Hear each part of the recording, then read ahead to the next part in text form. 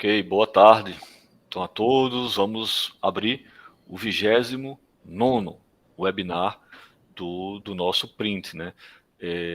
Que, na realidade, esse webinar não é apenas do Print, mas é um espaço em que os nossos professores, os nossos alunos, das diversas áreas de conhecimento, dentro de temas estratégicos definidos pela Universidade Federal do Rio Grande do Norte em 2017, mostram um pouquinho daquilo que foi desenvolvido no exterior. Os nossos professores, quando fazem um estágio pós-doutoral, mostram por que esperar, escolher aquela universidade, quais as parcerias estabelecidas e os avanços científicos. Uma conversa científica, uma conversa técnica, mas uma linguagem mais simples para atrair outros alunos, para mostrar aos alunos do programa de filosofia, do programa de pós-graduação em gestão de processos institucionais, que são os dois programas que o professor Sérgio de La Sávia atua como professor, quais os principais temas de pesquisa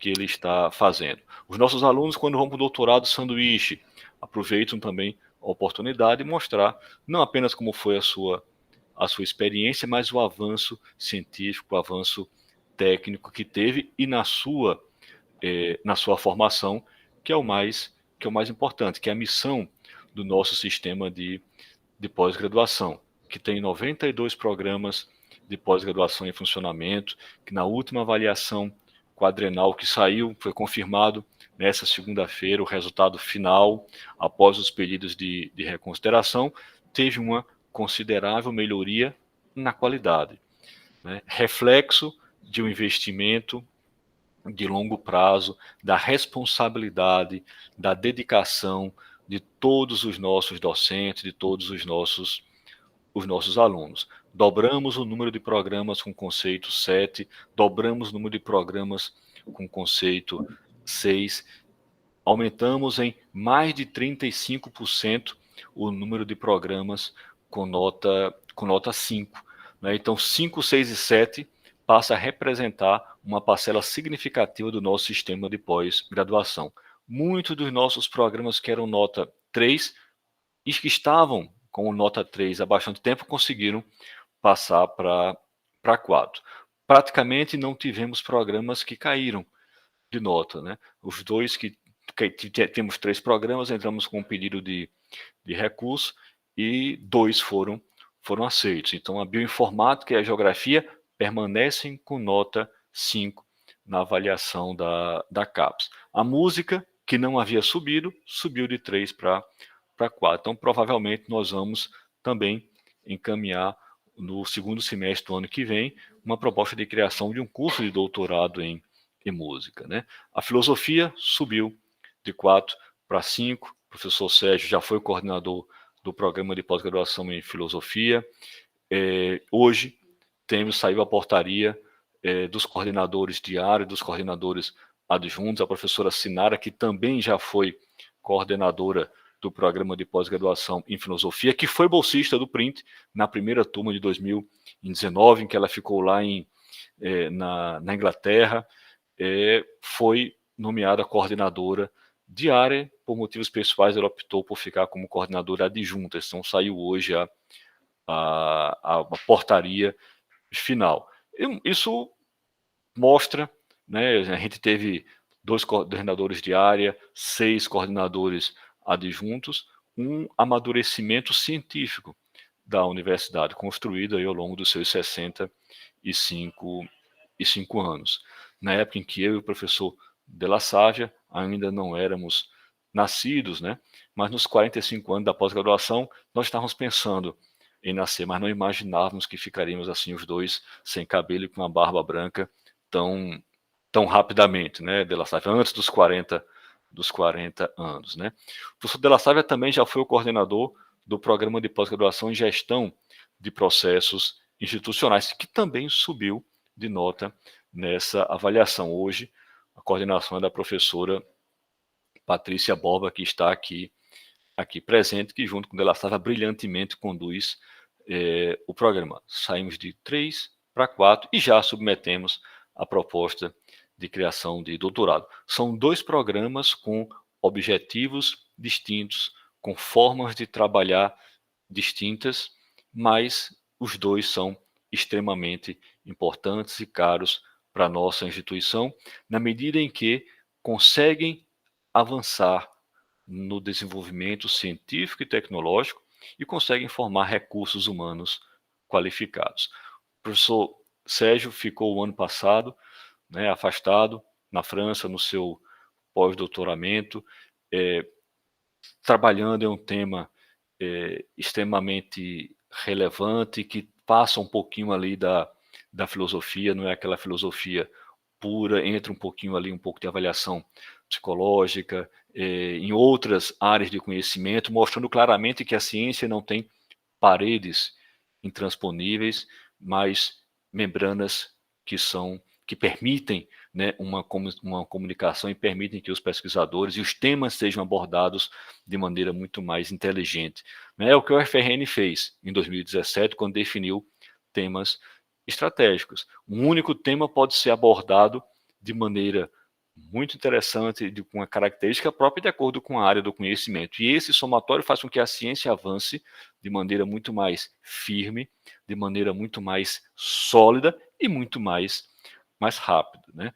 A gente não deve estar dentro das caixinhas, a gente deve somar essas caixinhas e criar um objeto, uma figura muito mais ampla em que a gente possa permear, possa caminhar entre elas. O professor saiu daqui, Sérgio saiu daqui quase que não conseguia viajar, né, entre a abertura e o fechamento na pandemia. Eu disse até para ele que abriu-se os aeroportos apenas para que ele fosse para a França fazer o pós-doutorado. Quando ele chegou lá, fechou tudo de novo, né, e abriram para ele voltar de novo, né? Então foram janelas colocadas ali pensando na ida dele, na importância desse estágio pós-doutoral que ele fez. É claro que durante um ano que ele ficou fora, a gente deixou de assisti-lo semanalmente na TVU, no programa Grandes Temas, né? Espero que volte em seguida a apresentar, aí a debater, né, com a sociedade potiguar os temas mais relevantes da nossa sociedade, lá junto na nossa TV universitária. Então, Sérgio, você tem a palavra, faça aí as suas considerações, as suas apresentações, e ao final a gente vai conversar informalmente aqui com quem está na plateia, os questionamentos, as dúvidas, as sugestões, né, os encaminhamentos de quem de repente acaba fascinado pelo tema que você está estudando agora, com o seu objeto de pesquisa, e quer ingressar também nessa área. Seu microfone está desligado, Sérgio. Pronto. Obrigado, Rubens. Vocês me ouvem bem, então? Agora? Sim, agora perfeito. Eu esqueci, saindo de casa, esqueci o microfone. Eu gosto sempre de usar o microfone para evitar um eco, mas, enfim. Não, mas está limpo, está limpo. Tá certo, ótimo, então. Bom, agradeço a abertura feita pelo professor Rubens, e posso dizer também que agradeço a ele pessoalmente, porque quando eu preparava o projeto para o pós-doutorado, eu, de fato, estava cindido entre dois interesses de pesquisa que, de fato, eu sigo mantendo como interesses pessoais de pesquisa. Um deles é ligado à minha área de estudo desde o mestrado na UFMG, que é a ética e a filosofia política. Tá?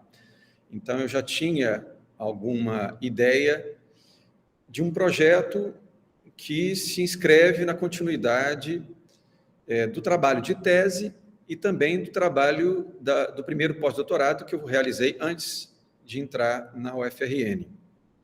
Portanto, se ligava a questões mais de ética e filosofia política.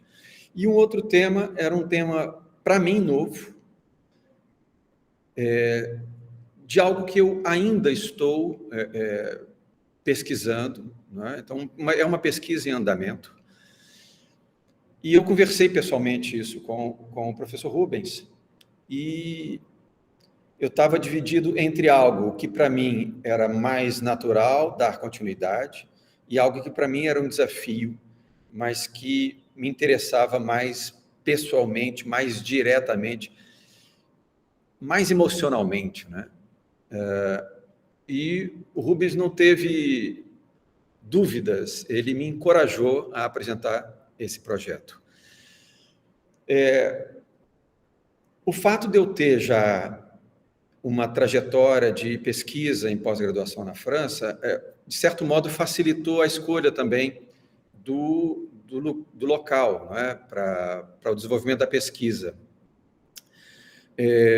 Isso, eu acho que é algo interessante. O professor Rubens tinha me orientado a assistir, né, a exibição de outros colegas, a apresentação de outros colegas nesses webinários aqui, ligados particularmente ao programa CapSprint.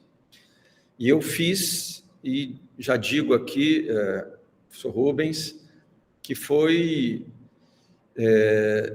muito interessante para mim, não apenas para me dar ideias de como planejar a minha apresentação hoje, mas também porque eu aprendi muitíssimo com as pesquisas de vários colegas de várias áreas. Obviamente, aprendi até um certo limite, né? Até o limite em que não me faltavam pré-requisitos para acompanhar a discussão.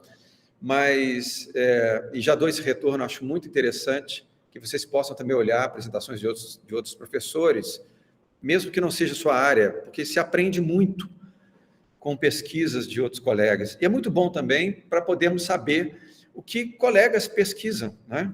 Então, eu já diria, viu, de início, Rubens, que é uma iniciativa louvável.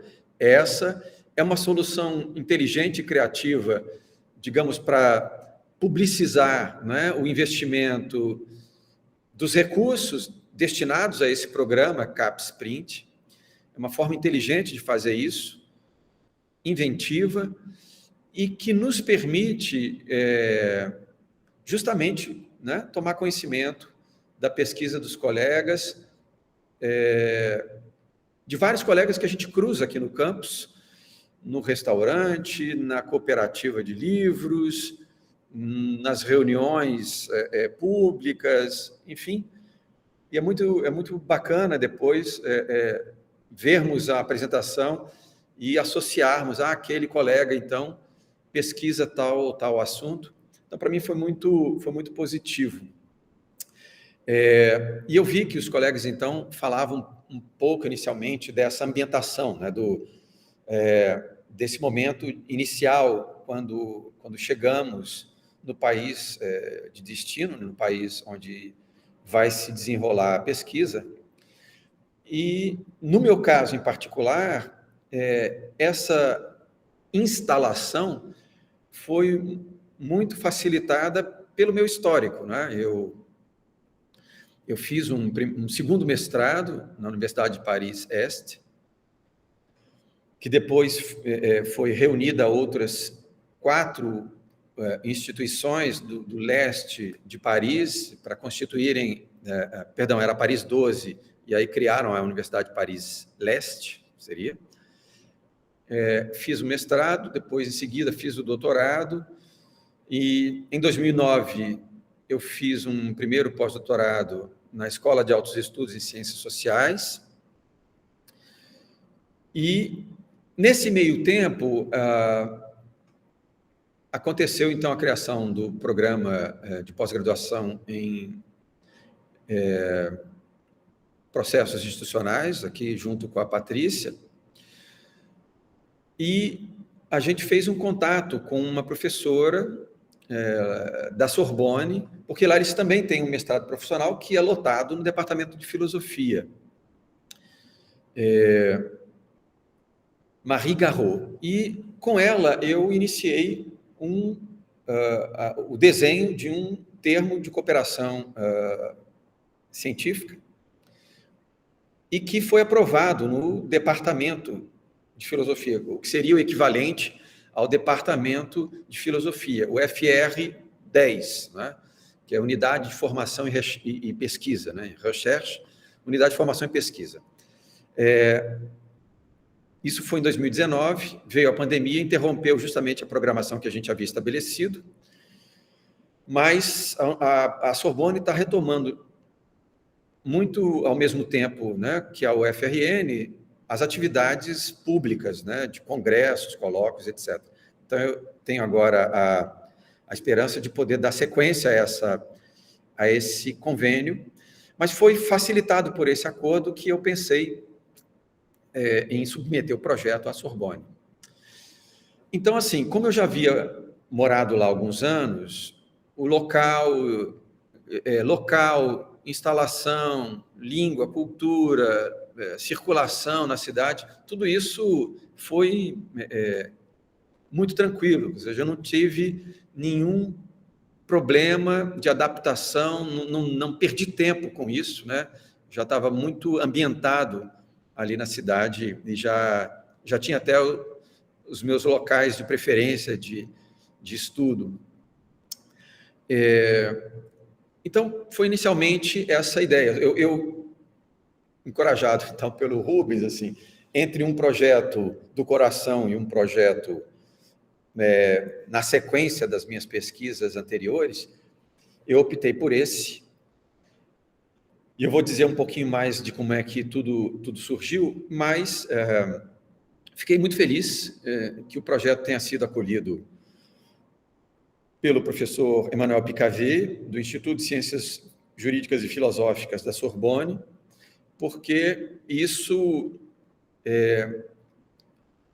dá continuidade, não é, também a essa relação interinstitucional e que eu espero que, em breve tempo, a gente possa consagrar com a formalização desse acordo, que será o primeiro acordo de cooperação acadêmica entre a UFRN e a Sorbonne, a Paris I. Até o meu conhecimento atual, não há hoje, né, outro projeto dessa natureza. Então, eu vou compartilhar com vocês, deixa eu colocar aqui para...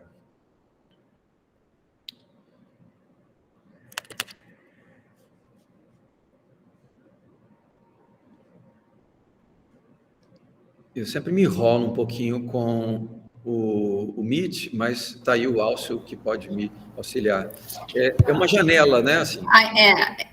Não, a tela inteira eu acho melhor.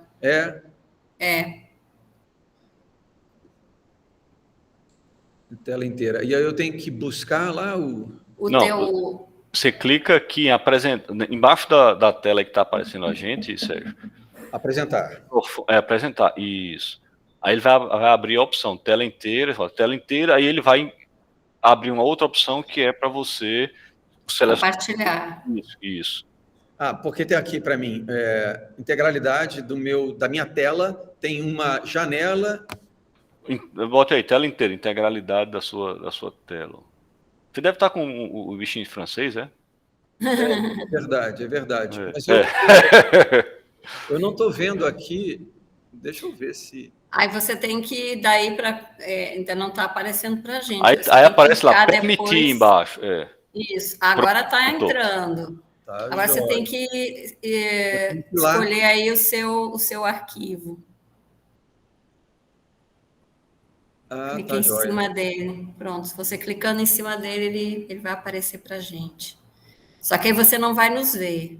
Tá certo. Eu achei que naquele da janela acontecia isso, pelo menos. Mas aí aquele às vezes dá problema para ficar, quando você fica passando os slides, nem sempre ele funciona muito bem. Por isso que a gente já diz eu, pelo menos, prefiro a tela inteira para não dar problema. Fernanda, aproveita. Pronto. Pronto, está aparecendo. Está aparecendo? Excelente. Tá. Vocês conseguem ver perfeitamente? Sim. Sim, perfeito, Sérgio, pode ir. Tá joia. Então, dando continuidade. Bom, aqui é uma foto essa aqui é a Praça da Sorbonne, né? Em frente aqui vocês têm a Capela Santa Úrsula, também chamada Capela da Sorbonne. Ela é uma reconstrução de uma capela que havia nesse mesmo lugar quando foi fundado o Collège de la Sorbonne, em 1247. Com o passar do tempo, essa construção toda, onde está situada aí a Sorbonne, né, para além dessa capela, tem toda a estrutura da Sorbonne propriamente, houve um desgaste natural, evidente, da construção, e em 1721, o cardeal Richelieu, que assumiu a direção, ele procedeu a uma série de reformas, e essa reforma reconstruiu inteiramente essa capela Santa Úrsula, inclusive com a colocação desse domo que vocês veem aí. A entrada, obviamente, da Sorbonne não é pela catedral, pela capela, a gente não passa por ela, mas à esquerda, se você, né, agora de frente para essa capela, descendo a Rue de la Sorbonne, justamente à esquerda, tem a entrada da universidade. Então, é nesse ambiente aí que funciona os vários cursos, os departamentos, né, as unidades, e também a biblioteca. Embora... Bom, então, só para situar um pouquinho da cidade, a Sorbonne está aqui nesse círculo azul, né, no Quartier Latin, ali perto do Panthéon, do Jardin de Luxembourg, Jardim de Luxemburgo, enfim, ali bem no centro de Paris, né?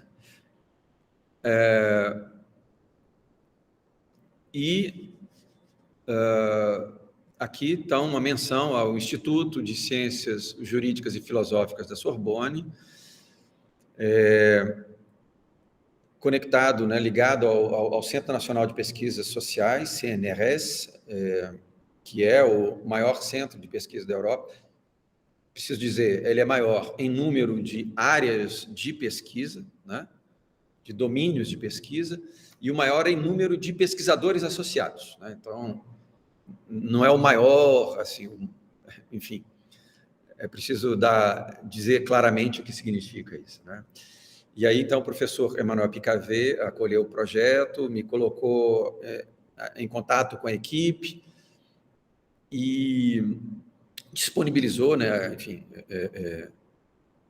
facultou, né, o ingresso à Sorbonne, a todas as salas e a biblioteca. O problema da biblioteca é que ela é muito concorrida também por estudantes, e eu cheguei, como bem lembrou também o professor Rubens, eu cheguei em Paris ainda sob um forte impacto da pandemia.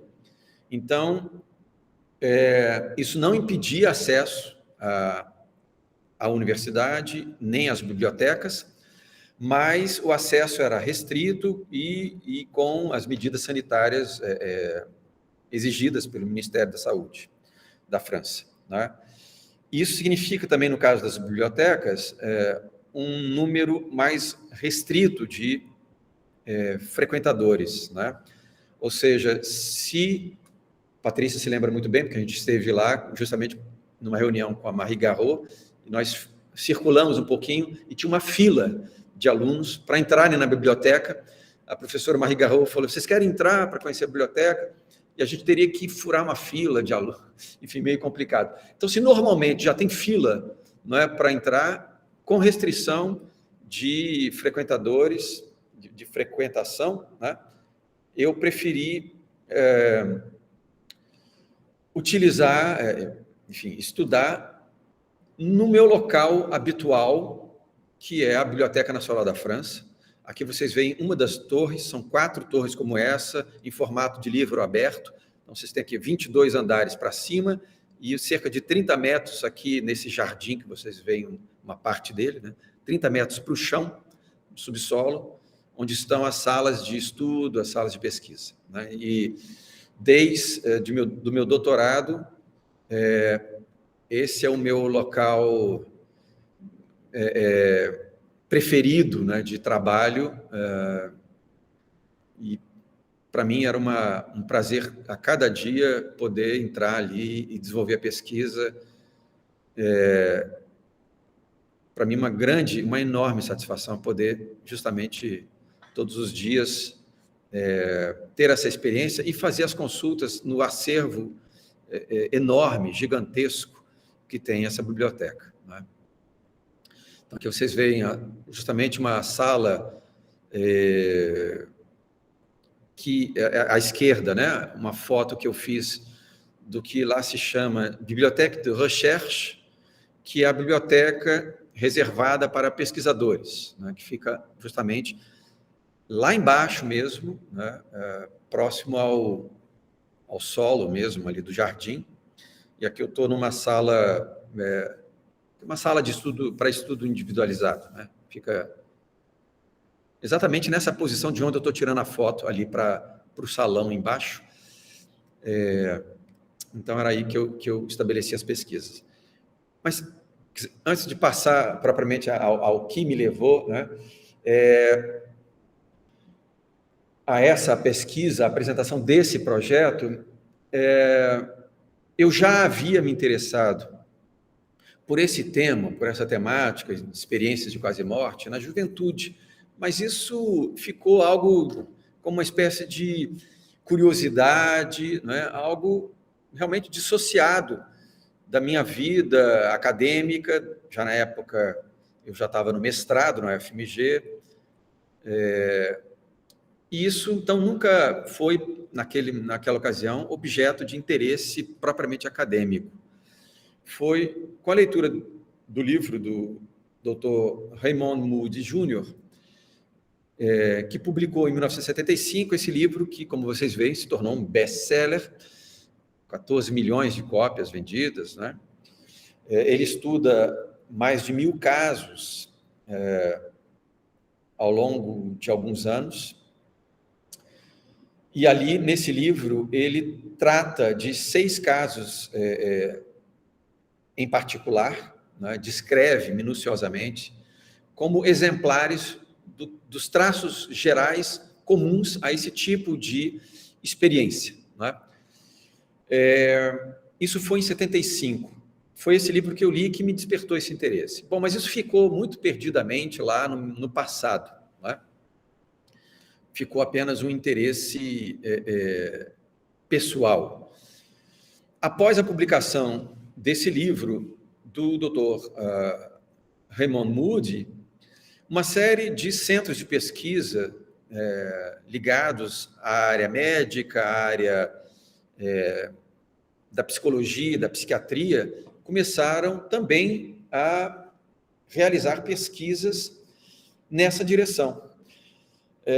E eu destacaria essa divisão de estudos da percepção da Universidade da Virgínia, porque esse sujeito aí à esquerda, Ian Stevenson, que faleceu em 2007, ele, desde a década de 60, ele tinha pesquisas muito sérias sobre temas bastante excêntricos, assim, do ponto de vista acadêmico, né? Ele publicou, por exemplo, em 66, um livro intitulado 20 casos sugestivos de reencarnação. Ele fez esse estudo na Índia, fez depois em outros lugares, impressionou o Carl Sagan, por exemplo, que era um materialista e ateu, mas achava que o estudo dele é um dos poucos estudos espiritualistas dignos de ser levado a sério, por exemplo. E em Stevenson, ele fundou justamente essa divisão de estudos da percepção, seguiu ao longo dos anos com essa temática. Em 1980, publicou, junto com o psiquiatra Bruce Greyson, um artigo sobre a fenomenologia dos relatos de quase morte, um artigo bem importante sobre essa temática. Bruce Greyson, então, desde essa época, ele começou uma investigação sistemática, particularmente de estudos retrospectivos, ou seja, de estudos baseados em testemunhos de pessoas que tiveram morte clínica decretada e que diziam ter visto, ouvido uma série de coisas, ter saído do corpo, etc. Bom, e o doutor, também psiquiatra infantil, Jim Tucker, ele se associou à equipe um pouco depois, mas também seguiu com temáticas muito fora da casinha, para usar a expressão aí que o professor Rubens utilizou, mas que são pesquisas muito robustas, muito sérias, com publicações em revistas reconhecidas, né? Isso tudo para dizer que esse tipo de temática já tem uma história bastante longa, né? Com o avanço das pesquisas na área médica, com o avanço das técnicas de reanimação cardiopulmonar, foi possível reter, primeiro, reanimar um maior número de indivíduos, não é, que tem parada cardíaca, né, que tem episódios de parada cardíaca.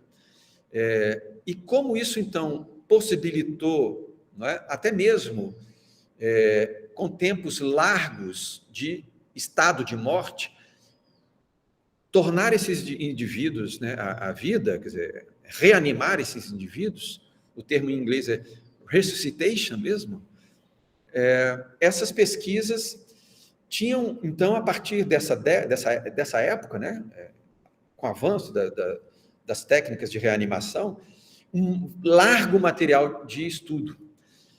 E isso foi crescendo, quer dizer, vários centros, em vários lugares do mundo, começaram a se dedicar a esse tipo de pesquisa. Só que, para mim, ainda não era um interesse acadêmico. Tudo começa com a leitura de um artigo em francês que falava das pesquisas desse doutor Samparnia, que, à época, trabalhava no Centro Médico da Universidade de Southampton, na Inglaterra. Hoje, ele integra o Centro Médico Langone, lá em Nova York.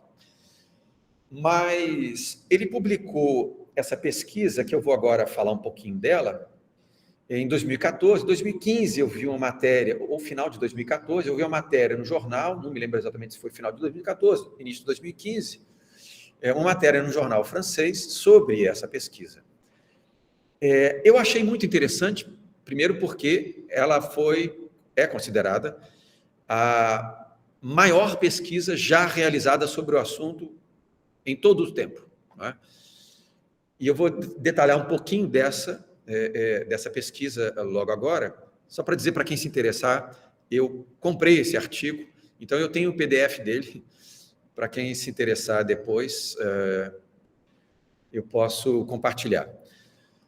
Mas, então, quando eu li a notícia desse artigo, eu fiquei interessadíssimo, mas isso continuava sendo uma coisa de interesse pessoal. Só muito depois é que isso se tornou algo que, para mim, poderia ser um objeto de pesquisa acadêmica. Mas deixa eu falar um pouquinho primeiro da pesquisa que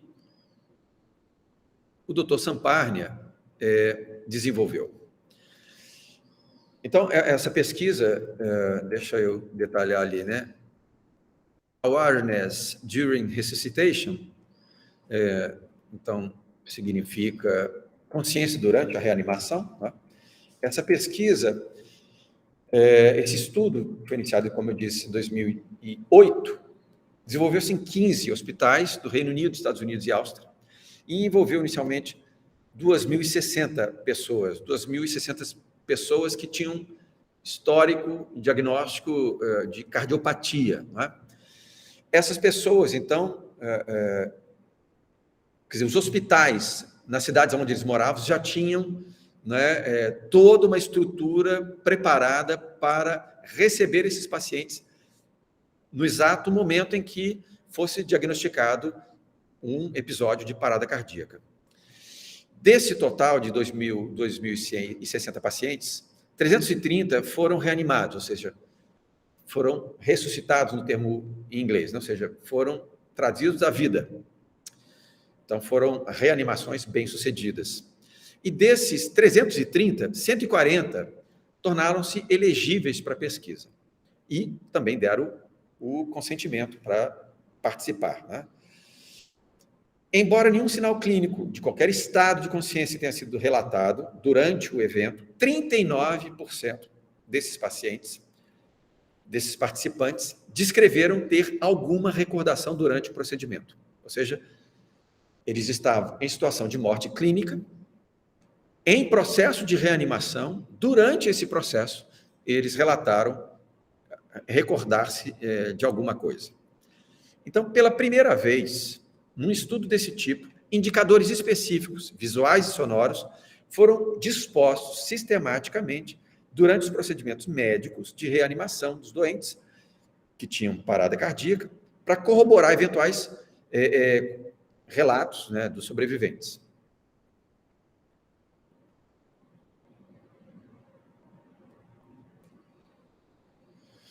Na segunda etapa do estudo, 101 das 140 pessoas interrogadas relatavam, algum tempo depois, estar em condições de responder à entrevista.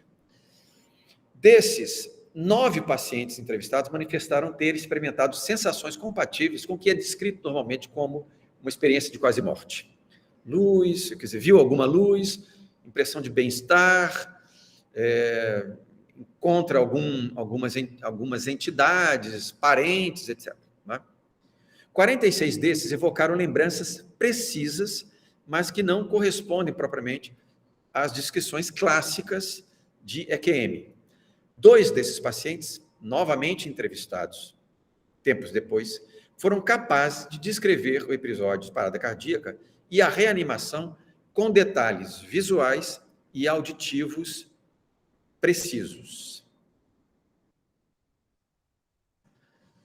Estes 2, um homem, um americano de 57 anos, afirmou ter saído do corpo e ter observado a cena de um ponto do teto. Ele descreveu de maneira precisa os fatos e gestos da equipe médica, então descreveu a equipe médica, gestos, falas, o que foi depois corroborado a posteriori. Também ele identificou o sinal do desfibrilador automatizado, né, que tem intervalos de 3 minutos. Então, ele diz que voltou a si, sentiu voltar ao corpo, quando ele ouviu o bip, né, 2 bips. Ou seja, pela primeira vez, se tinha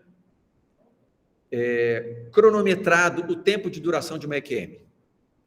E isso foi muito relevante para a sequência dos estudos. Então, diz o doutor Samparnia, isso é significativo, pois muitas vezes se supõe que as experiências relacionadas à morte são prováveis alucinações ou ilusões, ocorrendo antes que o coração pare ou depois que o coração foi reanimado com sucesso, mas não uma experiência correspondente a eventos reais, quando o coração não está batendo. Nesse caso, a consciência e a percepção pareciam ocorrer durante um período de 3 minutos, em que não havia batimentos cardíacos.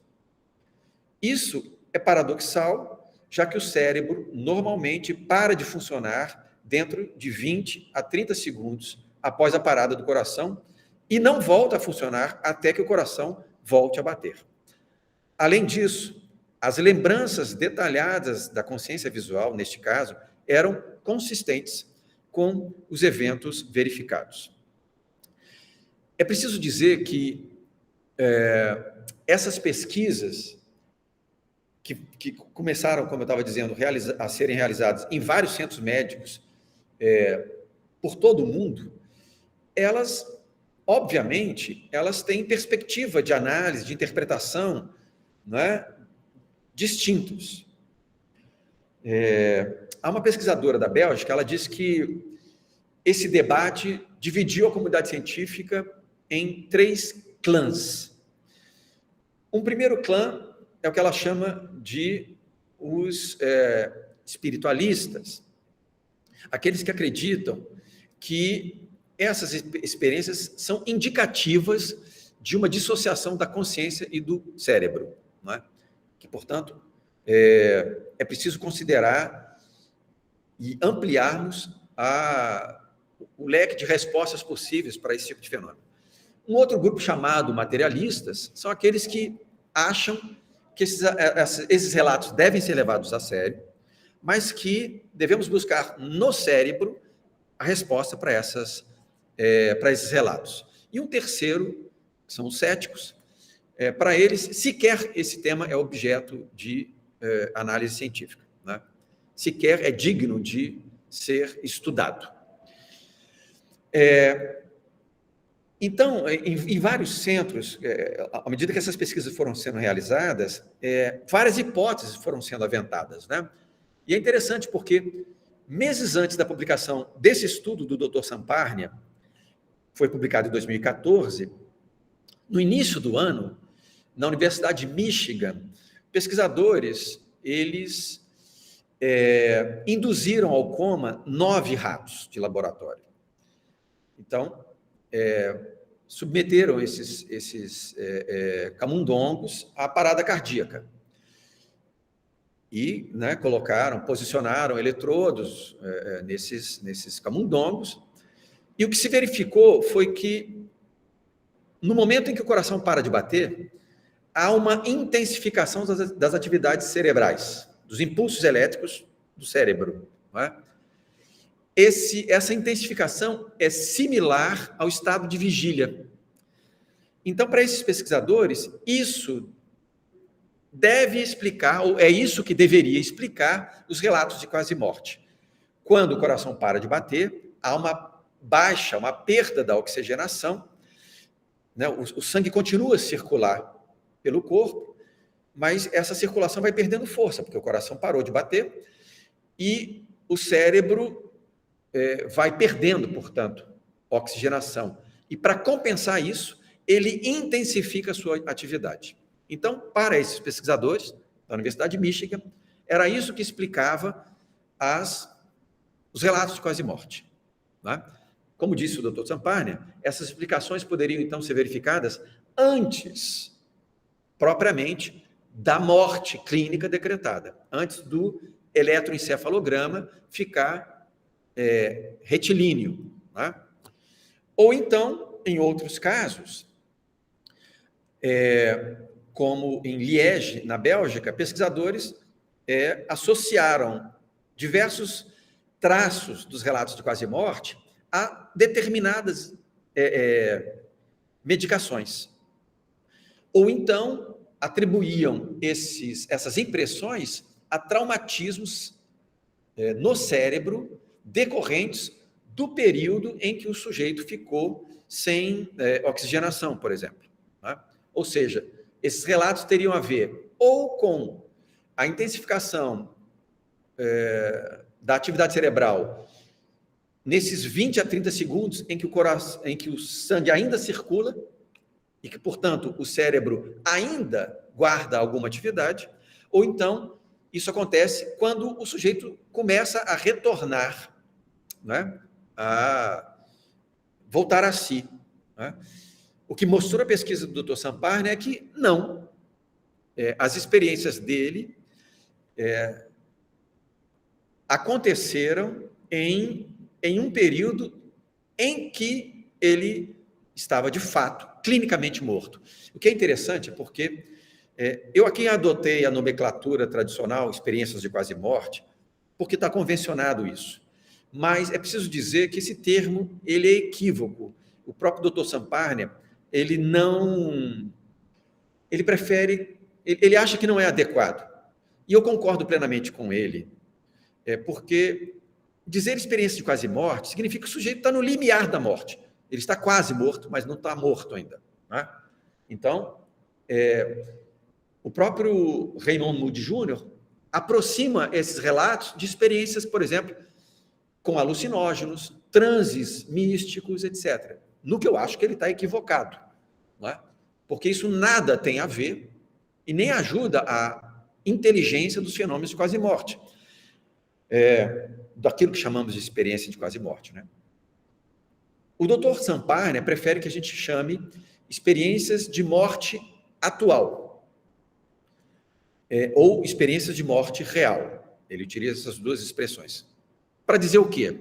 Que naquele instante, ou seja, 30 segundos após o coração ter parado de bater, o cérebro para de funcionar e não volta espontaneamente. Significa, se nada for feito, se nenhuma intervenção médica foi iniciada, esse sujeito não volta à vida, ou melhor dizendo, esse sujeito permanece morto.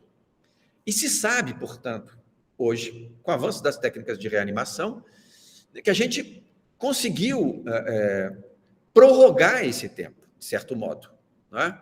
Prorrogar esse tempo. Mas, a partir de um certo momento, de fato, esse quadro é irreversível. O que é interessante é o que acontece nesse tempo, né, em que as pessoas são capazes de reter, em uma memória que não é a do cérebro, uma série de eventos. Esse que é o extraordinário desse tipo de experiência. Tá?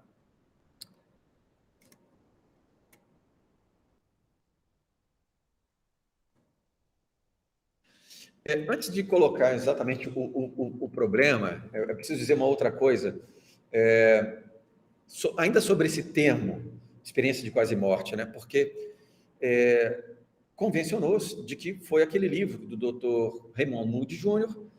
que iniciou, digamos, né, esse campo de pesquisa, que deu, digamos, categorias para a gente descrever esse tipo de fenômeno.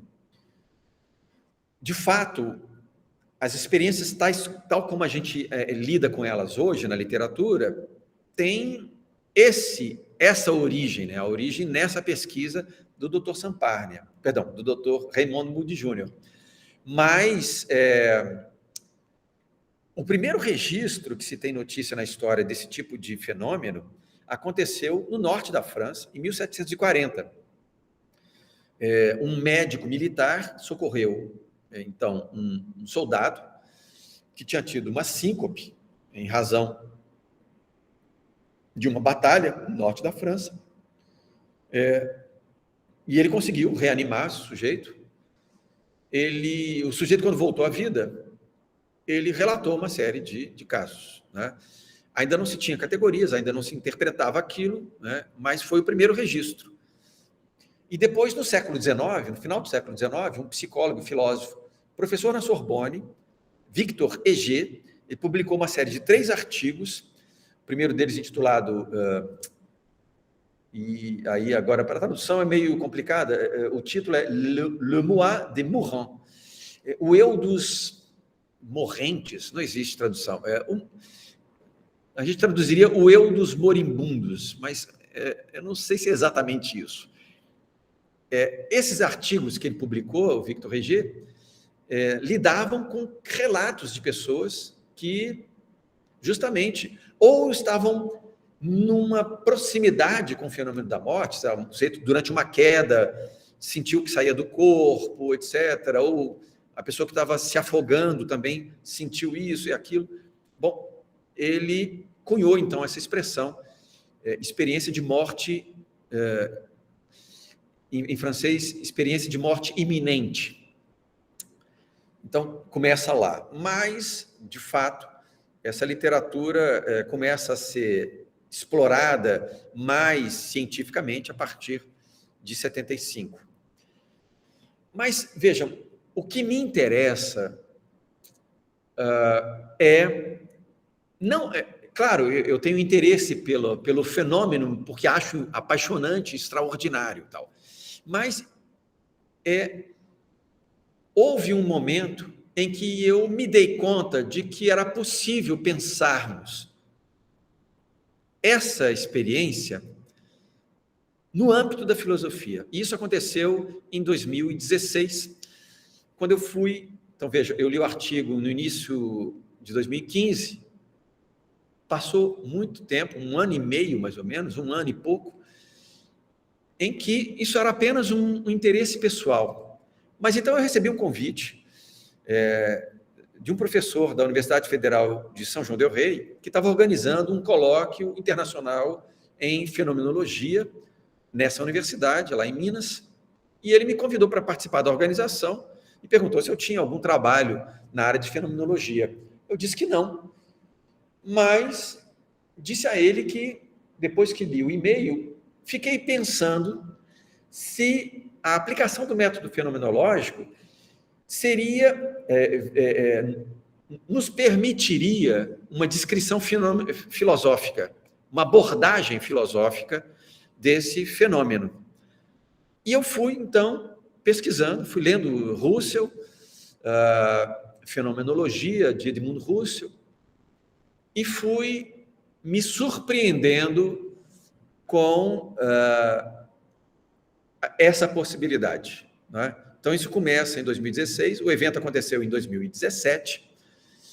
Em 2017, eu estive em Paris e comprei uma série de livros, justamente já no interesse dessa pesquisa, mas a questão que me interessava era saber exatamente em que medida essas experiências de quase morte tinham algum impacto na concepção filosófica convencional acerca do que nós chamamos de consciência, né? Então, era essa a ideia, né? Então, propriamente, embora o professor Rubens tenha razão, esse é um assunto que está na fronteira entre a filosofia, a psicologia, a psiquiatria, neurociência, ciências médicas, etc.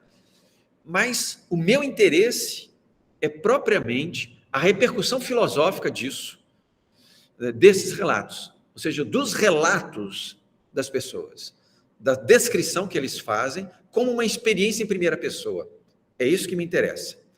E verificar em que medida isso nos permite rever, né, as concepções tradicionais, históricas, que a filosofia elaborou sobre o que seja a consciência.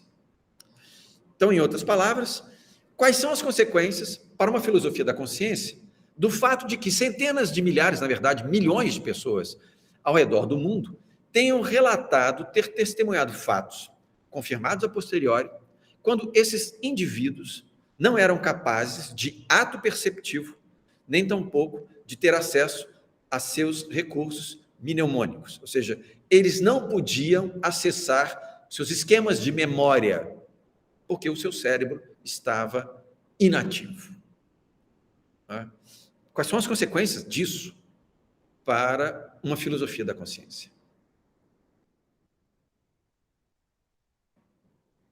Então, a questão poderia ser formulada também dessa forma, né? Quais são as consequências para a filosofia da consciência? Não, isso aqui eu só estou repetindo mesmo. Foi na hora da construção dos slides, repete o slide, desloca texto, dá nisso. Então, vejam, o que me interessa, então, é isso, né? O problema filosófico da consciência a partir disso. Então, reparem, eu não estou discutindo a fenomenologia clínica. Quem faz isso são os médicos, né? Eu estou querendo discutir a experiência de sujeitos que relatam ter vivido esses fenômenos, né? Ou seja, eu estou tomando a sério esses relatos. E eu tenho muitas razões para tomar a sério esses relatos, vou dizer daqui a pouco. Se tomarmos a sério esses relatos, isto é, se entendermos que eles expressam experiências em primeira pessoa, implicando ato perceptivo e memória, quando o cérebro desses indivíduos estava inativo, tais experiências seriam indicativas de que a natureza da consciência é distinta daquela do cérebro? Essa é uma questão. Então, se levarmos a sério, e mais uma vez, eu acho que temos razões para levarmos a sério esses relatos, será que podemos, então, estar aqui na solução de um velho problema da psiquiatria e da filosofia, que é essa, em filosofia nós chamamos união corpo e alma, né? Isso remonta à filosofia moderna propriamente, começa com Descartes, isso, Descartes, Diderot, Malebranche, Mene de Biran, são autores da filosofia moderna que vão tematizar essas questões, né? Mas também na psiquiatria, naquilo que a gente vai chamar de paralelismo rigoroso ou paralelismo psicofísico ou psicofisiológico, né?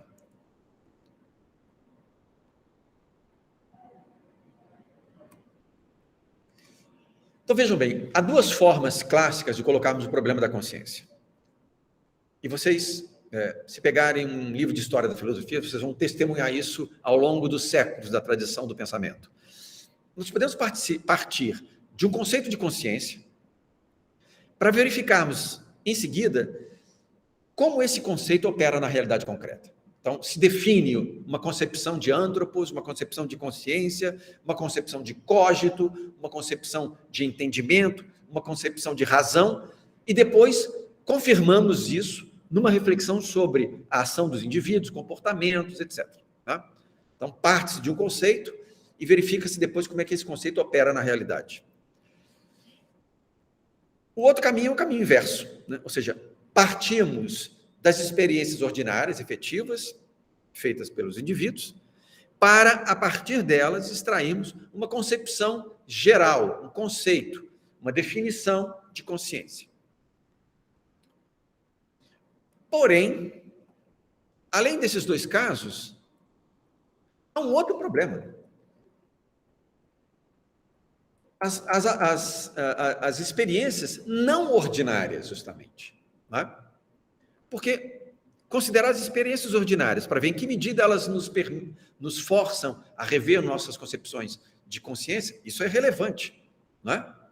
É o que faz a psiquiatria, quando estuda, por exemplo, casos de psicopatologia, por exemplo. Não é? Isso redesenha a compreensão sobre o fenômeno da consciência, etc. Mas, justamente, podemos indagar, não haveriam experiências extraordinárias cujas repercussões psicológicas e existenciais alterem de maneira profunda e duradoura valores, crenças e atitudes de quem as vive. Experiências que representem uma descontinuidade do sujeito, tal como ele se definia até então, uma espécie de cisão do sujeito em si mesmo, porque é isso que os relatos evidenciam. As pessoas que conseguem reter lembranças dessa experiência, 1 a cada 5 indivíduos retém plenamente essas lembranças. E eu esqueci de dizer isso, o Dr. Samparnia está concluindo atualmente um estudo na sequência daquele que eu destaquei aqui, de 2014. Esse estudo, bom, obviamente foi um pouco interrompido pela pandemia. Ele, portanto, era para ter sido publicado em 2020, vai ser publicado no ano que vem. Saiu matéria no G1 sobre isso. Fiquem atentos, o Dr. Samparnia vai publicar, então, um novo estudo e que amplia já com a larga experiência do primeiro estudo, né, essa tese de uma dissociação da consciência e do cérebro, ou seja, de que a consciência ela não morre no momento em que o cérebro para de funcionar.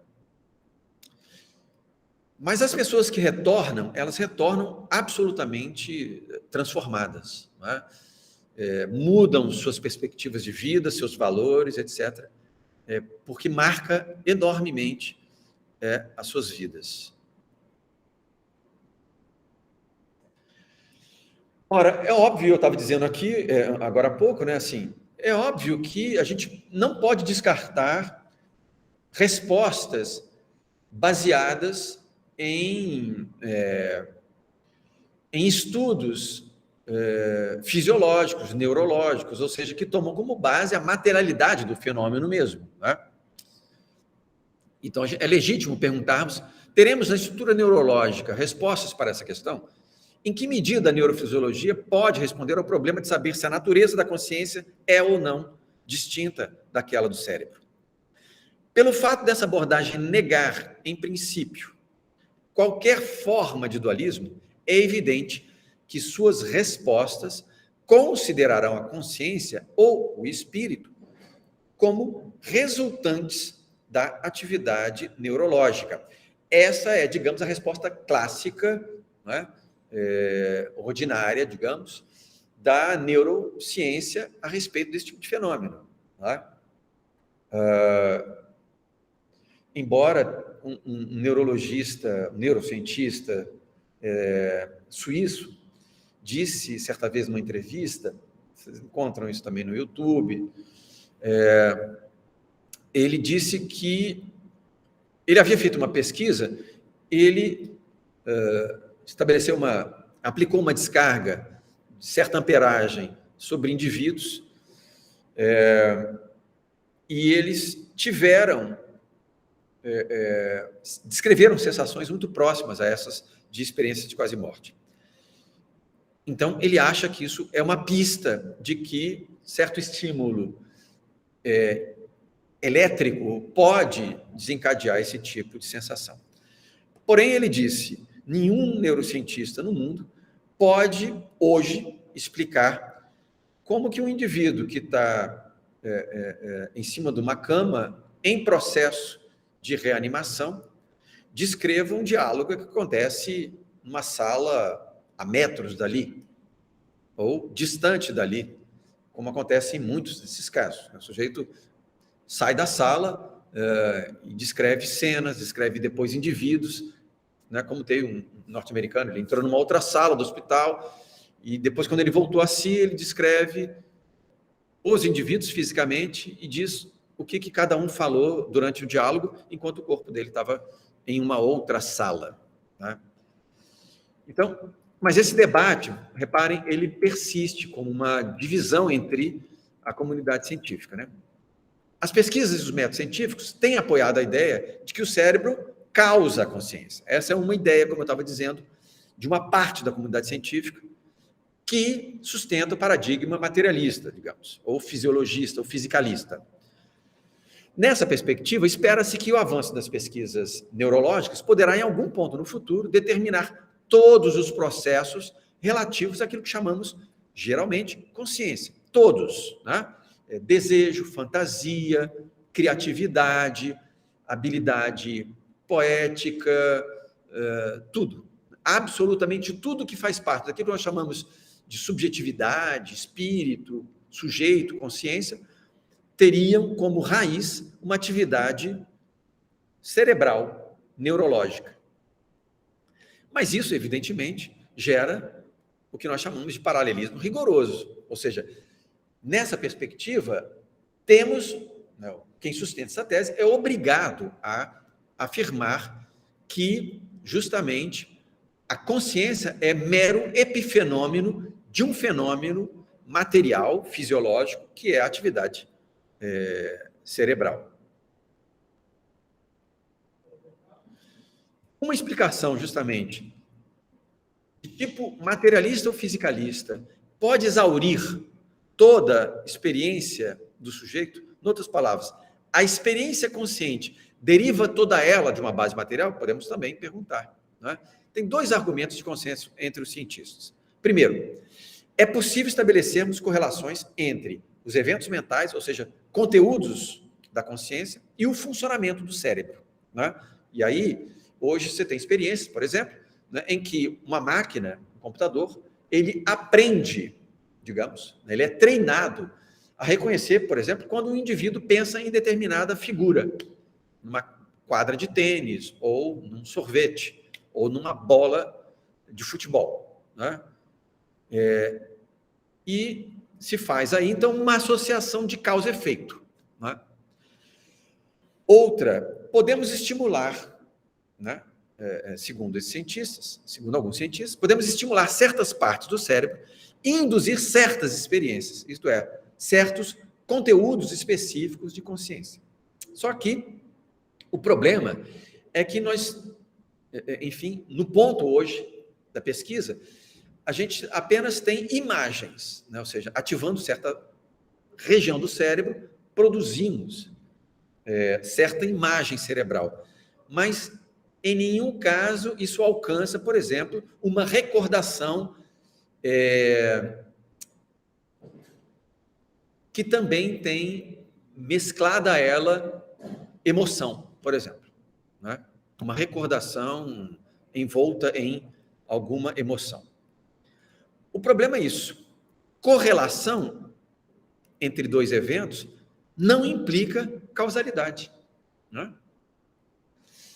Como dirá esse pesquisador, Michel Bitbol, do Centro Nacional de Pesquisas Científicas, lá da França, não há relação de princípio que permita estabelecer uma correlação entre a descrição de um processo neuronal e uma experiência vivida. Correlação é possível. O problema é estabelecermos uma relação de causalidade, ou seja, que uma coisa determina a outra.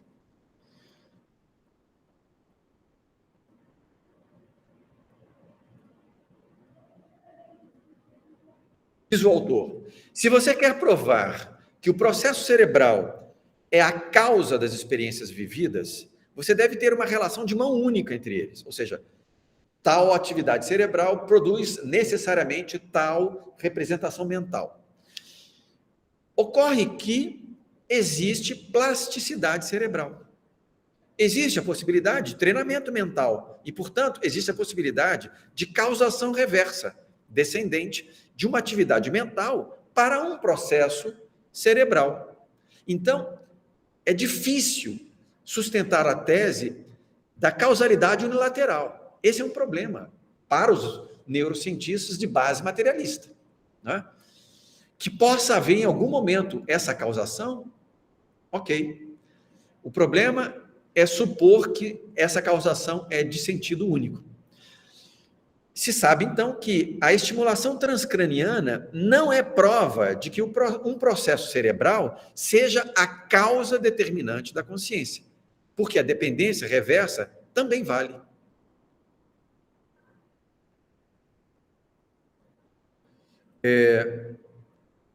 Então, só para dizer, deveria ter colocado esse slide em outro lugar, mas o que eu estou querendo dizer com consciência, né? Eu estou chamando de consciência não como sinônimo de inteligência, no sentido de aptidão ou no sentido de pensamento racional, como define o Pinker nesse livro, que já tem tradução em português, como a mente funciona. Penso em consciência como expressão de uma subjetividade que é capaz de atividade reflexiva, ato perceptivo e memória.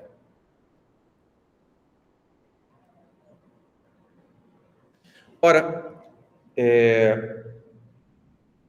nós precisamos distinguir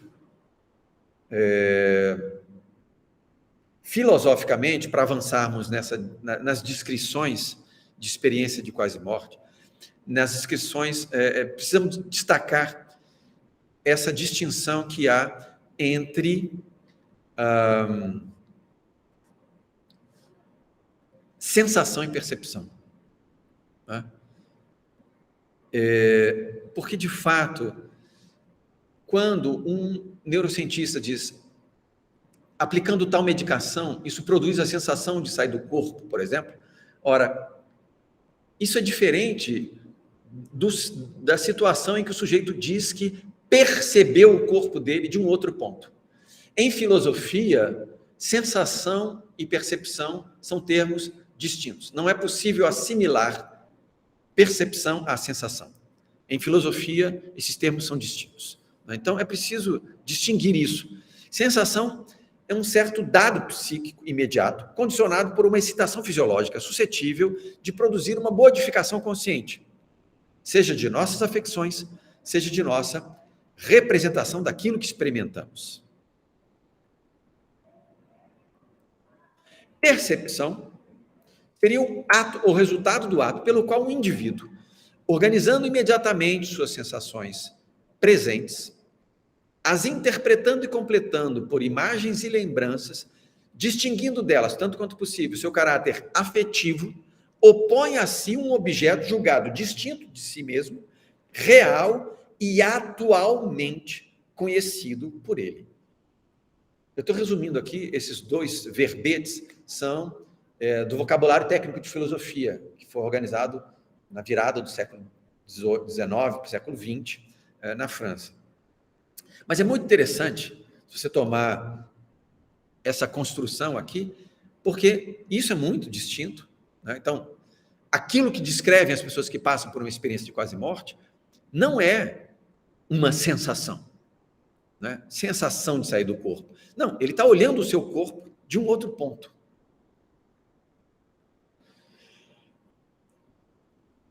E aí, como eu estava dizendo, relações causais entre cérebro e mente, se eu sustento essa tese como uma relação de causalidade unilateral, ela me obriga a afirmar o paralelismo rigoroso, né, que é aquele de que todo evento espiritual, digamos assim, né, todo evento de uma consciência deveria ser descrito como um reflexo, um mero reflexo de processos químicos, de uma atividade química do cérebro, né? Mas, e aí eu já vou arrumando mais ou menos para o fim, depois alguma coisa que eu tenha saltado eu posso considerar a partir das questões que vocês evocarem, porque a minha questão se a gente deve levar a sério, e podemos levar a sério esses relatos, né? Porque há relatos de fato impressionantes, existem sites ligados a comunidades científicas, ou sites de pessoas, de pesquisadores anônimos, ou anônimos eu digo, não ligados a centros de pesquisa, mas que voluntariamente colhem esses relatos, que são muito impressionantes. É óbvio que esse tipo de estudo retrospectivo tem que ser sempre, né, cotejado com estudos prospectivos, como esse, por exemplo, que conduz o Dr. Samparnia. Mas eu acho que é interessante, no campo da filosofia, o recurso à abordagem fenomenológica, porque ele pode se revelar fundamental para compreendermos as EQMs, na medida em que nos permite compreendê-las como experiências em primeira pessoa. Por que é interessante isso? O filósofo alemão Edmund Husserl, justamente na virada do século XIX para o século XX, ele publica uma obra chamada Pesquisas Lógicas, em que ele inicia, né, uma obra de perto de 50 livros, em que ele trabalha para dar à psicologia bases sólidas, ou seja, para libertá-la de todo preconceito objetivista. Este empreendimento visava redescobrir uma objetividade autêntica através de uma reflexão sobre o papel da subjetividade na constituição dos objetos. Tratava-se, portanto, de distanciar-se do estatuto ingênuo do subjetivismo psicológico. Este é, propriamente, o sentido cartesiano do projeto de Husserl. Conferir às ciências um fundamento epistemológico sólido, rigoroso. É nesse sentido, igualmente, que a fenomenologia de Husserl é uma filosofia. Porque as ciências, em que pese a especificidade dos objetos com as quais elas lidam, são sempre uma atividade humana. A subjetividade é sempre o fundamento de toda a ciência. Não é? Então, a consciência analisa qualquer objeto. Mesmo quando eu considero o cérebro, eu posso considerá-lo como objeto. Só que eu também sou um cérebro que funciona. Não é? Então, essa articulação entre o fisiológico e a consciência, a atividade do espírito, tem que ser considerada na sua justa medida, né? Portanto, precisamos atentar para a primazia da experiência, ao mesmo tempo em que necessitamos interrogá-la, a fim de verificar o que a descrição da experiência pode mostrar como evidência de um vivido.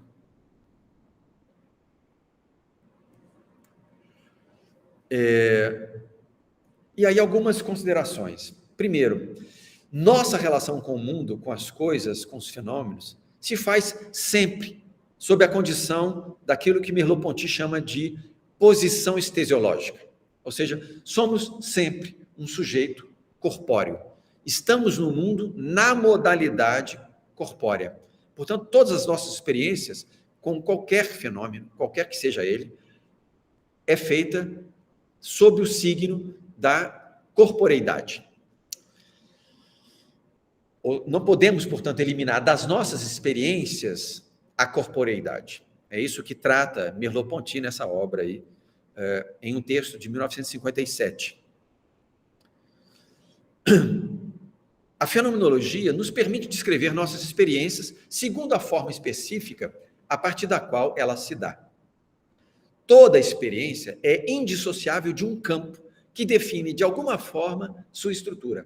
Esse é a grande, digamos, o grande golpe de gênio de Russell. Ele percebe que não há uma descrição unilateral, consciência-objeto, né?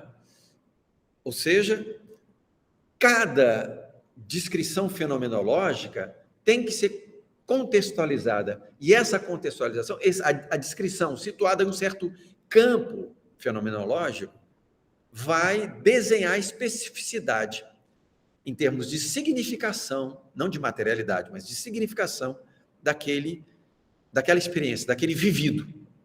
Podemos, então, situar um vivido em um campo fenomenológico próprio e segundo uma modalidade específica de evidência.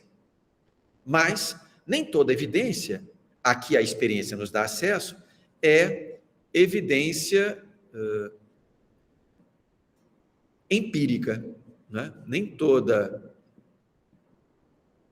evidência a que nos dá acesso à experiência é uma evidência empírica. Russell trata disso no livro Ideias para uma Fenomenologia Fenomenológica, Filosofia Fenomenológica,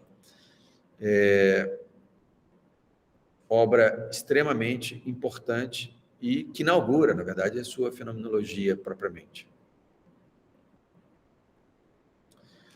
Outro aspecto. Podemos, assim, evitar as duas posições extremas.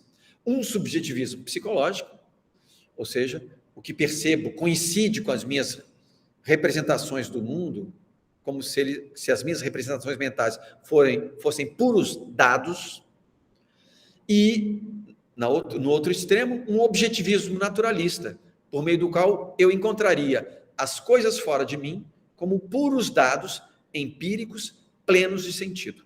Então, a fenomenologia nos permite escapar a esses dois extremos. Nos permite descrever experiências em um campo fenomenológico específico. Então, o sentido das coisas com as quais eu me relaciono são sempre uma construção singular. No entanto, no caso das experiências de quase-morte, não temos o apoio da posição estesiológica. É preciso dizer estésios. Estesiológica se remete a esteses, né? No grego significa sensações, sentidos, né? Então, é nesse sentido que é estética, que é a experiência, ou seja, é uma experiência do mundo a partir dos sentidos, que é a minha condição como ser corpóreo, né? No entanto, no caso das experiências de quase-morte, nós não temos o apoio da experiência, da posição estesiológica, do corpo, né? Que unicamente pudesse preencher a exigência de validade objetiva para aquela descrição. O recurso ao método fenomenológico, portanto, ele deve assegurar a primazia da experiência em primeira pessoa. É isso que é fundamental, não é? Claro que a gente deve poder corroborar aquela descrição com evidências empíricas a posteriori, mas o fato de serem descrições em primeira pessoa é suficiente para levarmos em consideração aquilo como evidência de um vivido. Essa que é a discussão, né? Ou esse que é o meu interesse. Se a fenomenologia, eu já vou rumando para o fim, se a fenomenologia busca nos colocar em contato com a experiência por meio de uma linguagem que torne compreensível a relação do sujeito com o que vê, então, narrativas sui generis, como as de experiências de quase-morte ou de experiência de morte atual, exigem o estabelecimento de uma linguagem capaz de dar acesso ao sentido daquilo que os sujeitos vivenciam, tem um erro aqui, durante a experiência. É preciso dizer, pessoal, que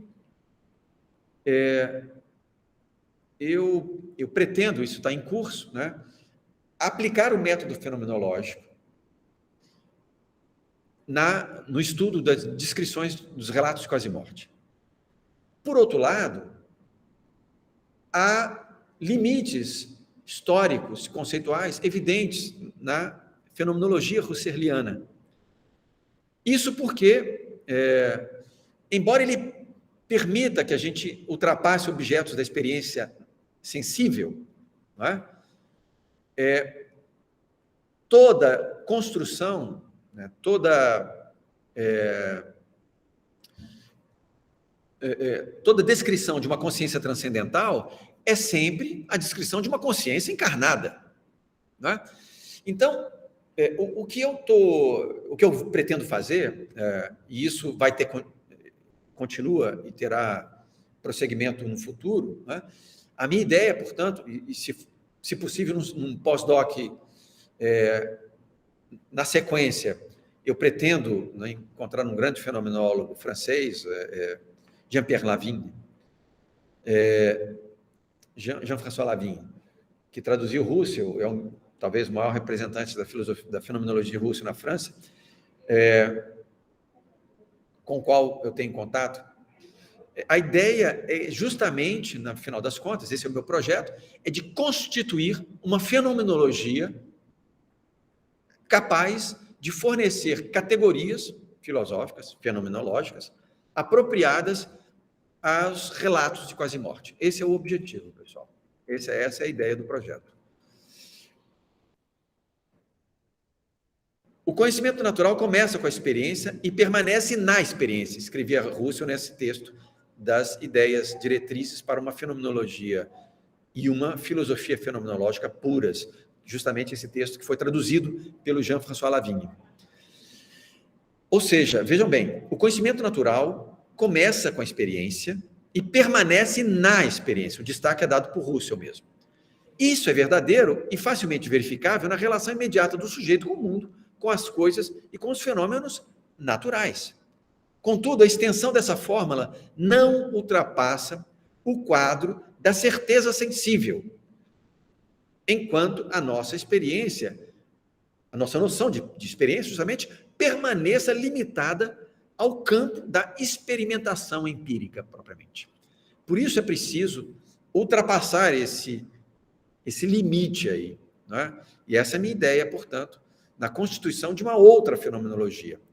Se é preciso, então, ultrapassar a segurança da certeza sensível para que os relatos de quase-morte sejam inteligíveis, isso implicará um alargamento da noção mesma de experiência.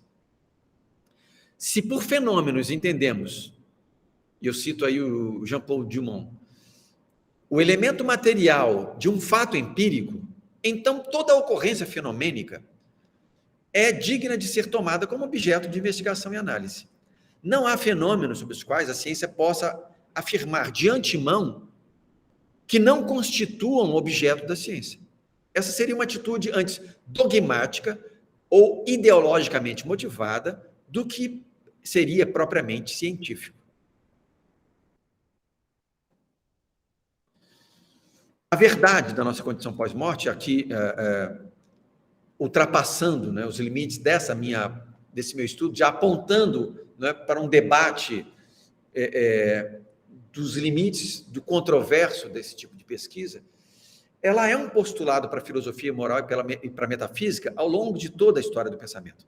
Mas ela é uma certeza existencial para aqueles que tiveram uma experiência de quase morte. Eu encerro aqui, Rubens, na sequência, na verdade, eu só estou falando aqui, e eu não vou ler isso, mas enfim, isso está inclusive no projeto que eu apresentei para a CAPES Print, né, porque eu já tinha diálogo com esses autores. Eu pretendo, então, uma continuação dessa pesquisa num futuro pós-doutorado, né, ter conversas, portanto, com o professor Jean-François Lavigne, lá na Universidade de Montpellier,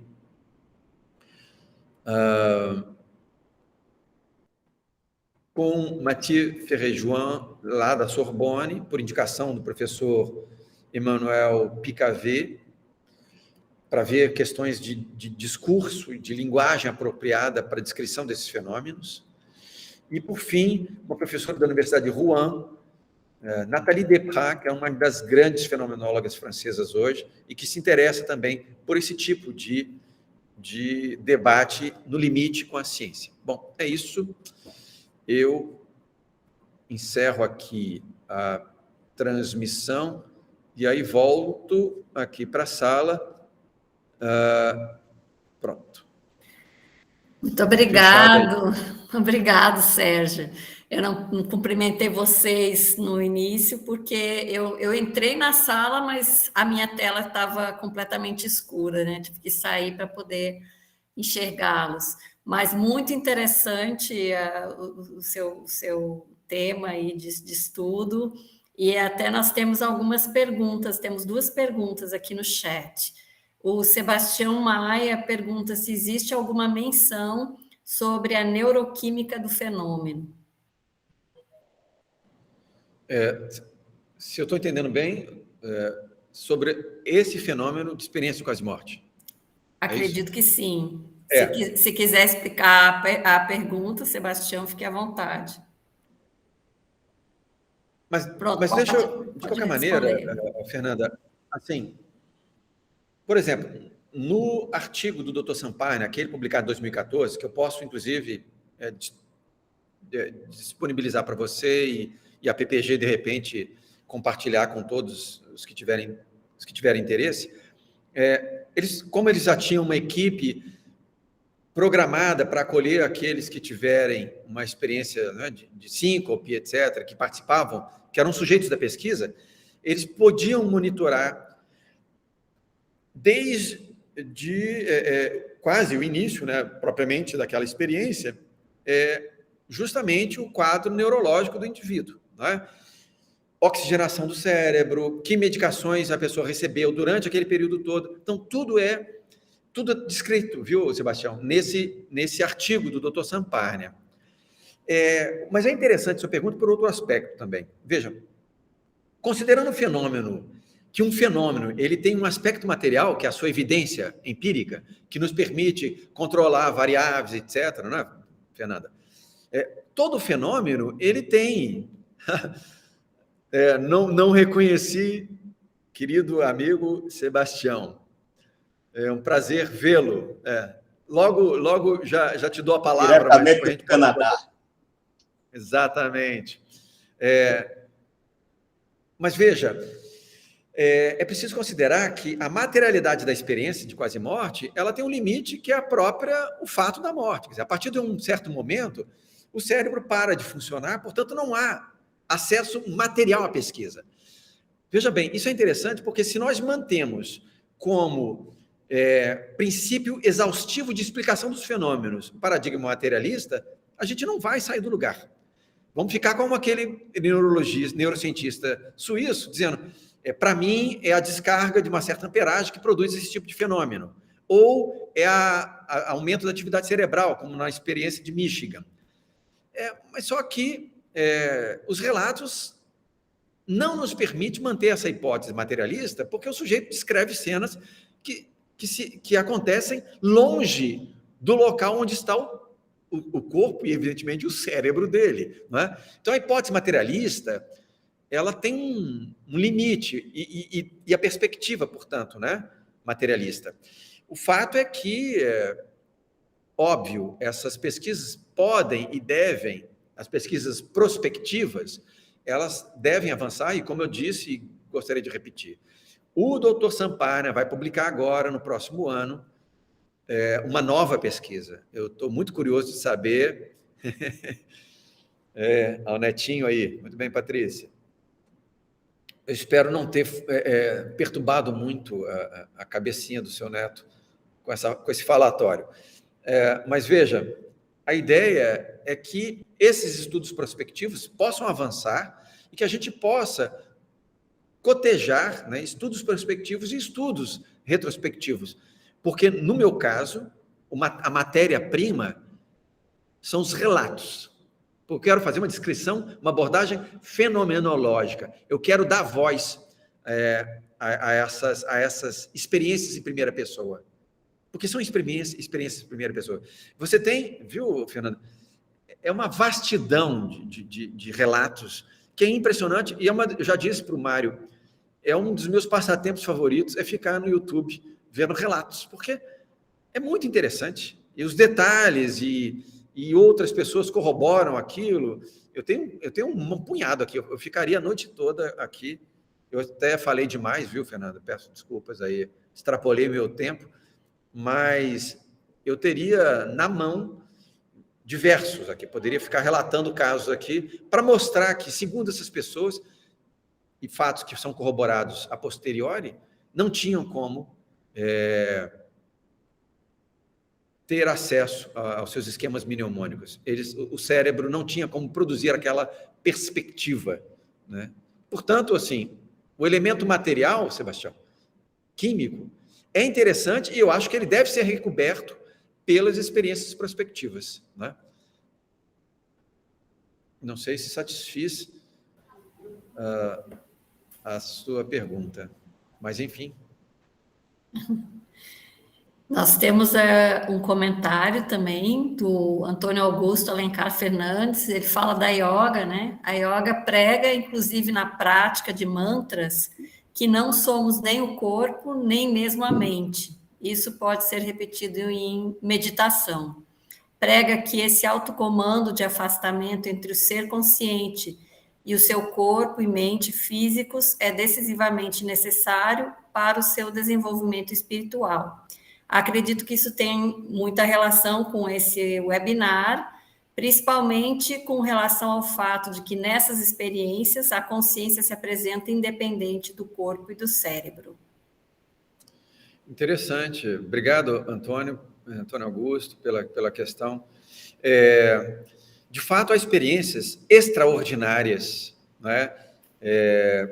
Eu conheço pessoas que tiveram, seja pela meditação, ou seja pela ingestão de substâncias alucinógenas, que tiveram experiências que eles consideram experiências espirituais e que, de fato, são impressionantes. No entanto, esse tipo de relato segue sendo relato de pessoas que estão naquilo que eu estava chamando agora há pouco, não é? Com Merleau-Ponty, relatos de alguém situado numa posição estesiológica. Ou seja, é um sujeito que está no seu corpo, que tem o seu cérebro funcionando, etc, etc, etc. Né? Então, assim, por mais impressionante que seja, por mais que sejam impressionantes os relatos de meditação budista, que eu tenho acesso também, assim, já vi coisas, literaturas a esse respeito, transes mediúnicos, ou o que quer que seja. Nós estamos falando de alguém que está lúcido, cujo cérebro está ativo, não é? E que está descrevendo, óbvio, sim, uma experiência extraordinária. Mas isso nada tem a ver com o que eu estou abordando. O que me interessa, Antônio, é que, a partir dos relatos de quase-morte, a gente evidencia a dissociação entre mente e cérebro, corpo e alma, matéria e espírito.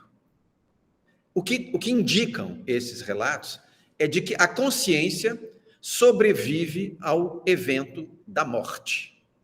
Ou seja, o coração para de bater, o cérebro para de funcionar.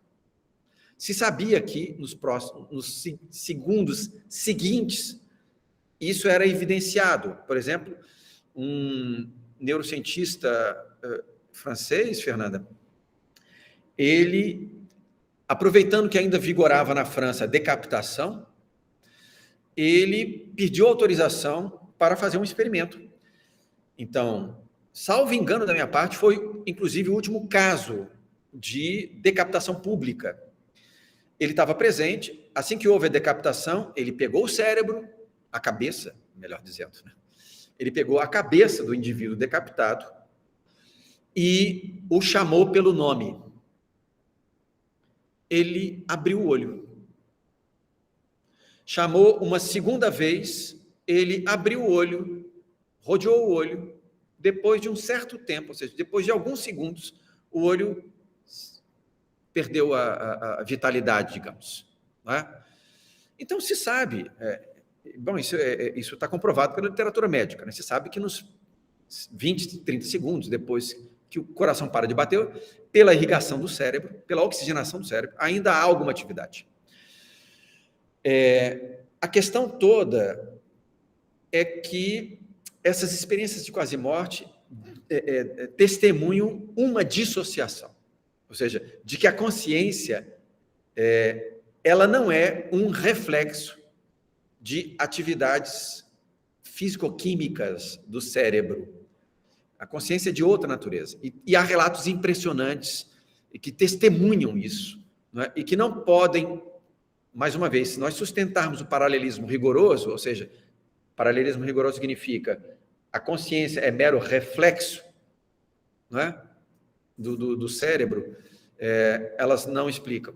Eu estou tentado aqui a relatar casos para exemplificar, mas eu acho que a gente já está num certo avanço do tempo, né, Fernanda? Você me confirma aí. Se você começar, eu acho que a gente vai até meia-noite. E o pessoal não vai sair, não, vai ficar querendo ouvir seus relatos, com certeza. Eu acho que a gente pode multiplicar eventos depois para eu justamente poder explorar outros aspectos que eu não disse aqui. Mas, assim, eu queria... sim, Mário? Mário levantou a mão. Bom, eu gostaria primeiro de cumprimentá-lo, Sérgio, pela bela apresentação. E prazer também de rever o meu irmão Sebastião. Já faz quase um ano, né, Tião? E na próxima semana vai estar no Brasil, vai estar aqui em Natal, né? E beleza. Mas o comentário que eu gostaria de fazer, Sérgio, primeiro, a apresentação ótima, muito sugestiva, a ponto de eu tomar a liberdade, em nome lá da diretoria da SEM, e convidá-lo a apresentar esse seminário, porque, eu não sei se você sabe, nós estamos restabelecendo, digamos assim, o objetivo inicial da SEM. Para aqueles que não conhecem, a Sociedade de Estudos Espíritas de Natal. E esse é um tema bastante, digamos assim, importante, né? E perpassa também essa parte espiritual, pelo menos na sua análise, e seria interessante ser apresentado lá. Eu estou tomando o lugar do Hércules, oficialmente, tá certo? Para lhe fazer um convite na nossa volta, que será janeiro, final de janeiro, fevereiro, de fevereiro, para você apresentar esse trabalho, talvez já tenha algumas outras informações. Eu acho que seria bastante interessante para a nossa associação, nossa sociedade. Tá bom? Gostaria de agradecer também. Quando um físico toma a palavra, você já fica assustado. Já fiquei tremendo na base. Brincando. Já porque Gilvão não está aí, hein? Claro que podemos estender isso e temos ocasião de debate, né? Eu já falei alguma vez lá sobre esse tema de pesquisa, né, junto com vocês lá, mas, de fato, porque, veja, eu disse isso numa frase que eu coloquei lá no finalzinho, né? Para as religiões, para a metafísica, não é? Para a filosofia moral, essas questões, imortalidade da alma, se a alma sobrevive à morte, o que há depois, tal, cada uma dessas perspectivas dá suas respostas, né? Evidentemente, são legítimas. E elas funcionam para aqueles que aderem àquela crença ou àquela prática religiosa, etc. Né? Para mim, o importante é a gente, é esse o meu desejo, né? É a gente trazer isso para a academia, para que esse tipo de questão seja explorado para além de uma crença metafísica, especulativa, né? Que isso possa ser abordado de outra ordem. E, para mim, a fenomenologia husserliana é uma excelente perspectiva de análise dessa questão. Porque, na verdade, as pessoas que relatam essas experiências, quando retornam, quando vão discutir, quando vão descrever a experiência, elas tomam elementos da sua experiência religiosa. Mas a religião só intervém a posteriori, quando ele vai descrever. Nenhuma religião, fé, crença, determina a experiência. Não há nenhuma associação com isso. Essas experiências são experiências de primeira pessoa e atingem pessoas que têm crença, que não têm, que têm crença e pratica, que têm crença e não pratica, ateus, pouco importa, não é? São experiências em primeira pessoa. É isso que importa, é isso que para mim é significativo, não é? Então, acho que há um limite da abordagem da religião, em geral, que é o limite da religião, ou seja, ela fala para aqueles que já têm a adesão da fé, não é? E aqui a fé não é um componente, não é? Não é um componente. E esse é um dado. E eu estou preocupado, ainda mais uma vez, Fernanda, com o horário. Eu queria não deixar, não me despedir, ou não concluir essa nossa atividade sem dizer alguma coisa que eu acho importante pessoalmente, que me engaja, ou que nutre meu engajamento nessa pesquisa. Como eu disse lá no início, as pesquisas sobre experiências de quase morte, do ponto de vista da abordagem da psiquiatria, tem mais de 40 anos. Né? Tem mais de 40 anos. Aquela divisão de estudos da percepção na Universidade da Virgínia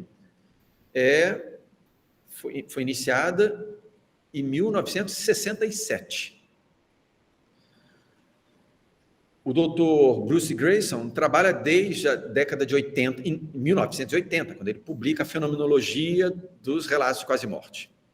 Então, são mais de 40 anos. Essas experiências, essas pesquisas dividiram a comunidade científica. Há um debate vivo, mundo afora. É espantoso que a filosofia não diga nada a respeito disso. Nada em lugar nenhum. E que isso siga sendo um tema completamente estranho. E eu vou dizer pessoalmente, eu já testemunhei sorrisos sarcásticos de colegas quando eu descrevo o que estou fazendo. Mas a filosofia não diz nada, não tem nada a dizer. Pesquisadores de renome internacional dedicam a vida inteira, há mais de 40 anos. Dr. Bruce Greyson tem centenas de milhares de relatos coletados, de pesquisas sérias sobre isso, de publicações sérias sobre isso.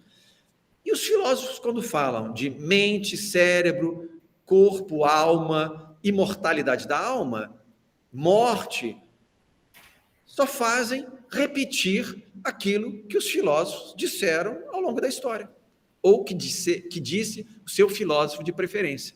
Né? Então, isso é uma primeira coisa. Sabe? A filosofia tem que ser capaz, tem que ter a coragem de dizer alguma coisa sobre isso. Primeira questão. E se não disse, direi. Segunda coisa, a maioria das pessoas, Fernanda, a maioria das pessoas que testemunha esse tipo de experiência,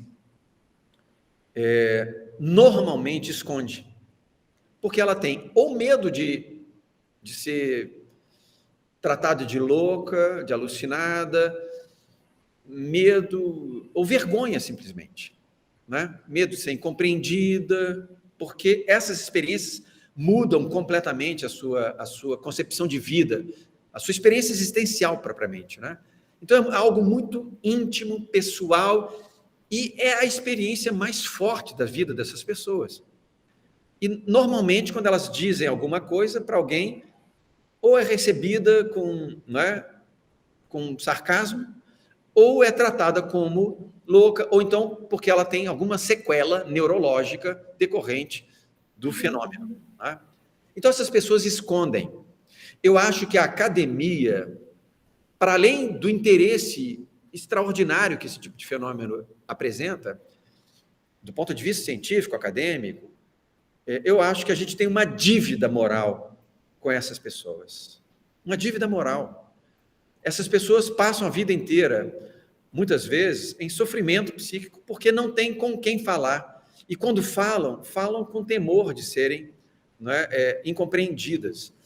É preciso que a gente rompa com esse preconceito, não é? E que a gente possa dar voz a experiências profundas de indivíduos, Porque se, como diz a pesquisa atual do Dr. Samparnia, 1 a cada 5 pessoas que têm parada cardíaca e que são reanimados testemunham alguma coisa, é preciso que a gente trate isso com um pouco mais de seriedade.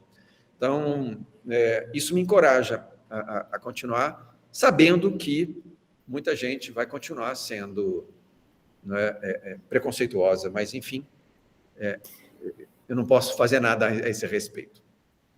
Ótimo. Eu acho interessante que você possa voltar, a gente pensar, quando tiver mais avançado, né, o seu estudo, que a gente possa ter avançado mais na compreensão, né, eu acho que é interessante voltar e mostrar aquilo que você está fazendo, sim.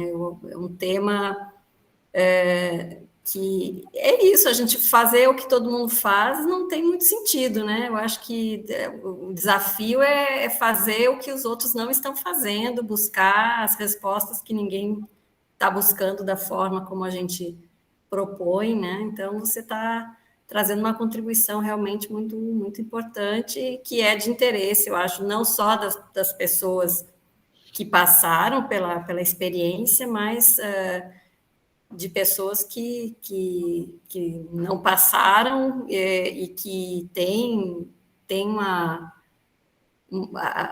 curiosidade ou vontade, eu acho que está em todos, né? Querer saber realmente por que eu consigo, né, perceber as coisas, o que é realmente a consciência, como é o que é a morte, né, o que acontece depois, aí já é outra. Mas, enfim, eu acho que quanto mais respostas a gente consegue, e respostas que a ciência traga também, eu acho que não trará todas, a gente sempre vai ter muitas perguntas que não serão respondidas, né? Mas por mais respostas que a gente vá podendo trazer, eu acho que é uma contribuição grande para as pessoas que a gente dá. E eu acho que, assim, pelo avançado da hora, né, até o bebezinho já dormiu, a gente pode encerrar por hoje, mas com certeza, sabendo que nós vamos voltar a esse tema, quem sabe, ou nesse formato, ou em algum outro momento, quem sabe presencial, e a gente convida o Sérgio para falar aí do avanço dessa pesquisa dele. Quem sabe depois que voltar da França, de Montpellier, de Rouen e Paris, aí. Lá na frente. Na próxima, né? Na próxima. Perfeito. Ok, então... Como é uma pesquisa de interesse, eu quero continuar. E agradeço, aproveitando, antes de você encerrar, Fernando, agradecer a equipe do programa CapSprint aqui no FRN, todo o apoio, vocês foram realmente maravilhosos aí nesse processo todo. Nunca tive nenhuma dúvida e falta de apoio, pelo contrário. E mesmo aqui, agradecer também ao Álcio, que me acompanhou aí nesse processo para essa atividade nossa de hoje. Obrigado. A gente que agradece e a presença de todos e a sua dedicação aqui. Muito obrigado e boa noite a todos. Até o próximo. Boa noite.